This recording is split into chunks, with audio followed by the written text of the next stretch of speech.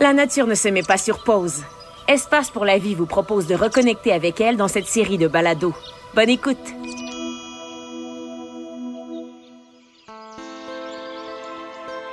Bonjour, je m'appelle Jean-Philippe. Je travaille aux collections vivantes du Biodôme de Montréal. Dans ce balado d'Espace pour la vie, je vais vous raconter comment les oiseaux migrateurs s'installent sur leur territoire d'été et quels sont les enjeux qu'ils devront déjouer. Vous écoutez mon 7e balado sur la migration des oiseaux et aujourd'hui, on prend le temps d'arriver sur les sites de reproduction.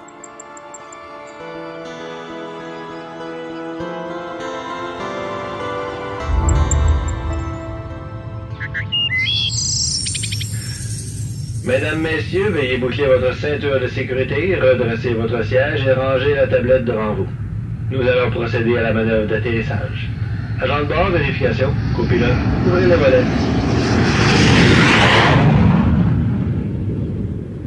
Ce genre de message nous rend fébriles, surtout après un long déplacement. Pour l'aller comme pour le retour, on a vraiment hâte d'arriver. Un oiseau migrateur qui se trouve en approche finale a besoin de trouver ses repères, qui sont de plus en plus précis au fur et à mesure qu'il se rapproche de sa destination. Par exemple, une paruline à joues grises qui a emprunté la route migratoire Transgolfe aura utilisé des gros repères pour ne pas s'égarer, comme la côte océanique, une chaîne de montagnes, les Grands Lacs. Elle aura remonté le long d'un fleuve et sera arrivée près d'une grosse ville illuminée sous une croix trônant au sommet d'une montagne. Eh bien, à cet endroit, notre paruline a décidé de tourner à gauche. Déjà, elle reconnaît les lieux. Elle se souvient qu'un peu plus vers le nord, il y a des drôles de montagnes où les humains ont installé des gros câbles de métal avec des chaises pour accéder au sommet. C'est là, juste après la rivière. Il y a un lac en croissant, puis au bout de la zone marécageuse, un castor a fait son barrage. L'endroit est parfait. L'an passé, il y avait beaucoup de chenilles dans les peupliers. Et c'est là, juste là, que la paruline à joues grises s'installe pour l'été. Dans mon histoire un peu romancée, faut voir un oiseau qui utilise toutes sortes de repères pour trouver le meilleur endroit qui lui permettra de se reproduire. Après tout, l'objectif de tout ce voyage-là, c'est de réunir les meilleures conditions pour assurer une descendance, produire la génération suivante et globalement contribuer à la survie de l'espèce. Imaginez alors la fébrilité de l'oiseau qui retrouve son site. Il y a de fortes chances pour que ce soit celui qu'il a utilisé l'an dernier, et même l'année avant ça. C'est comme son spot, et celui de sa partenaire, bien sûr, qui viendra le rejoindre dans quelques jours. Et qu'est-ce qu'il fait en arrivant? La première chose, la plus importante, il chante. C'est une expression sonore remplie de sens. Je vous le dis, j'ai beau avoir un parcours scientifique, je suis quand même sensible à certains moments magiques de la nature. Comme ce chant de l'oiseau qui revient dans son territoire. Je le reçois comme un son chargé de l'accomplissement d'un conquérant. Il dit « Je suis de retour, j'ai traversé tous les dangers, ici, c'est chez nous. » Quand on a la chance de voir ce moment, on peut remarquer l'oiseau qui fait le tour de son territoire. C'est comme s'il confirme la présence de ses repères et remarque les différences. On dirait que j'entends l'oiseau se dire « Tiens, un arbre est tombé ici. Les branches sont accumulées le long de la rivière. Mais qu'est-ce que cette voiture fait là? » De façon générale, ce sont les mâles qui arrivent les premiers sur les territoires de nidification, en moyenne quelques jours avant l'arrivée des femelles. C'est une période qui est importante parce qu'elle marque l'établissement des territoires. C'est aussi un des meilleurs moments pour repérer les oiseaux parce que sur le territoire, c'est une bataille vocale épique qui va se livrer.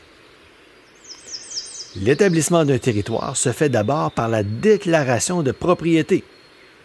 Je prends l'exemple d'un passerin indigo.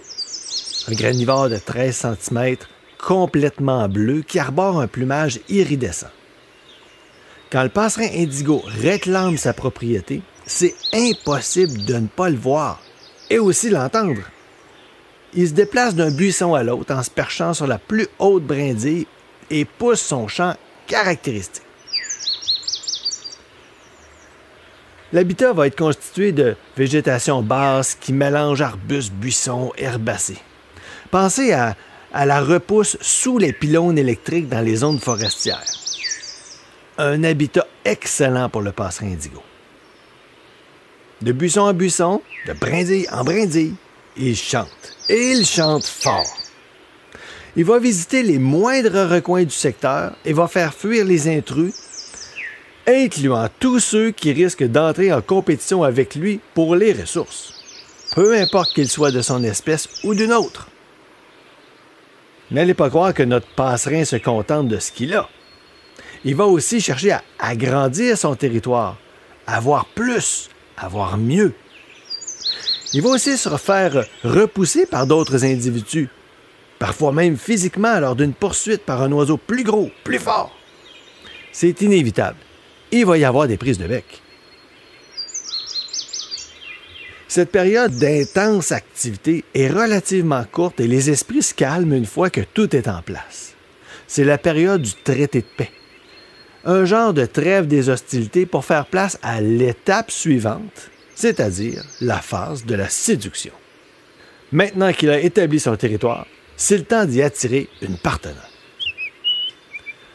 Et c'est le retour de migration des femelles. La fin de leur parcours migratoire est tout aussi exceptionnelle. Elles ont affronté des conditions météorologiques incroyables, les perturbations du paysage et tous les obstacles d'origine humaine. Elles sont arrivées à leur tour. Et puis là, après tout ça, si elles sont pour construire un nid, pondre des œufs, couver et nourrir des oisillons, elles ont bien le droit de choisir avec qui. Puisque les mâles d'une même espèce se sont partagés les territoires dans un habitat, les femelles qui arrivent auront la possibilité de sélectionner le mâle qui leur semble le plus prometteur. Il ne faut pas oublier que dans le jeu de la séduction, il y a aussi de la compétition. Dans ces conditions-là, même pour des espèces qui sont habituellement monogames, les aventures extra-conjugales ne sont pas rares. La dernière phase de la migration des oiseaux est fortement associée à cet enjeu d'appariement entre les couples. Et la destination finale, qui implique le choix d'un partenaire et d'un site pour la construction du nid, est aussi guidée par un autre phénomène, la philopatrie, c'est-à-dire la fidélité au site de reproduction. À différents degrés et sous de bonnes conditions, quand la reproduction se passe bien, un oiseau migrateur aura tendance à revenir au même endroit d'une année à l'autre. Il y a des études menées au Québec sur le petit garrot qui démontrent que la fidélité au site de reproduction est élevée chez cette espèce, particulièrement pour les individus qui sont à leur 2e année de nidification. La fidélité au site serait même très élevée si le succès reproducteur a été positif l'année précédente. On remarque entre autres que les femelles pondent en moyenne plus d'œufs lorsqu'elles sont fidèles au site de reproduction. On croit aussi que la fidélité associée aux haltes migratoires améliore les chances de survie lors des grands déplacements. Il y a plusieurs années, j'offrais une formation à des étudiants en ornithologie qui impliquait le marquage d'oiseaux, juste au moment où les mâles se partagent les territoires. Je me rappelle qu'au bout du lac Croche dans les Laurentides, il y a une petite descente derrière le bâtiment principal où il y avait un petit peuplement de tuyas. C'était un endroit qui avait été sélectionné pour faire des relevés. Et durant 3 années consécutives, on est en mesure de confirmer la présence d'une paruline des ruisseaux. Le même individu, exactement au même endroit, à chacune des années. Il y a bien sûr d'autres facteurs qui influencent le choix de la destination finale lors d'un déplacement migratoire. Les scientifiques étudient la fidélité au site en fonction du sexe, de l'âge et des paramètres associés à la qualité de l'habitat. Est-ce que l'oiseau a réussi à se trouver un habitat qui répond bien à ses besoins. Souvent, les jeunes oiseaux qui manquent un peu d'expérience auront de la difficulté à trouver un territoire de qualité ou à déloger un autre individu de son territoire pour lui subtiliser le sien. La migration printanière se termine avec le début de la saison de reproduction. Et là aussi, il va y avoir des défis importants. Dans le cas des oiseaux qui vivent en colonie, la fin du parcours migratoire est un peu différente. Par exemple, pratiquement tous les fous de bassin du Québec vont nicher à la même place. Ils sont environ 100 000 sur l'île Bonaventure. C'est que les falaises de l'île Bonaventure sont le site de reproduction des fous depuis toujours. C'est un bon endroit pour toute la colonie. Par contre, dans le groupe, il faut démêler qui va où et avec qui. Je trouve que c'est un peu comme se donner rendez-vous dans une foule pendant un festival d'été. Si je veux passer du bon temps avec un ami, je vais lui donner un genre d'indication comme je vais t'attendre au coin de la rue X et Y. Tu sais, il y a un commerce avec une grosse affiche bleue, des lettres jaunes.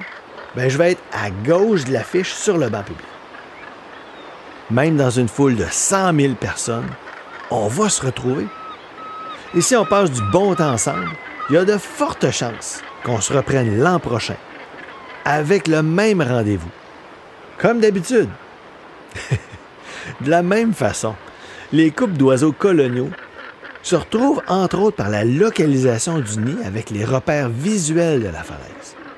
Quand les deux partenaires se retrouvent, forcément, il y a resserrement des liens et une espèce d'engagement dans le projet de nidification qui se concrétise par une parade nuptiale. L'arrivée au site de reproduction est la dernière étape de la migration printanière.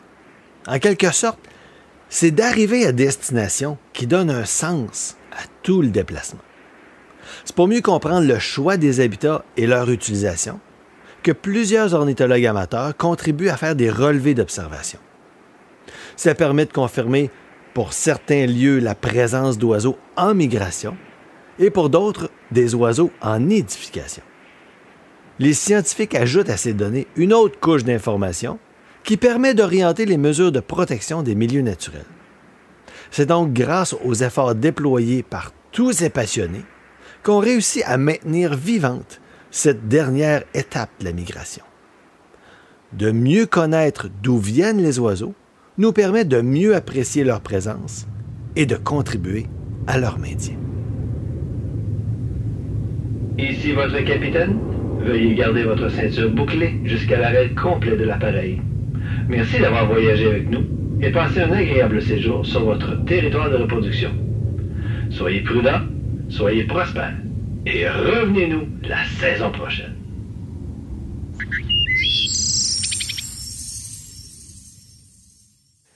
J'espère que vous avez apprécié le balado et je vous invite à être attentif à tous ces chants qui vont meubler votre printemps. Pour explorer les autres balados sur la migration des oiseaux et une foule d'autres sujets, visitez espacepourlavie.ca. Je vous dis à bientôt et vous souhaite de belles observations.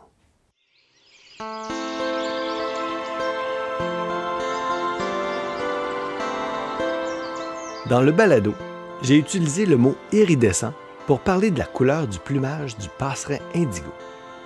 La couleur des plumes peut être obtenue par des pigments de couleur ou par la forme particulière des éléments qui la composent. Quand la structure de la plume transforme la lumière pour former une couleur, on dit de celle-ci qu'elle est iridescente.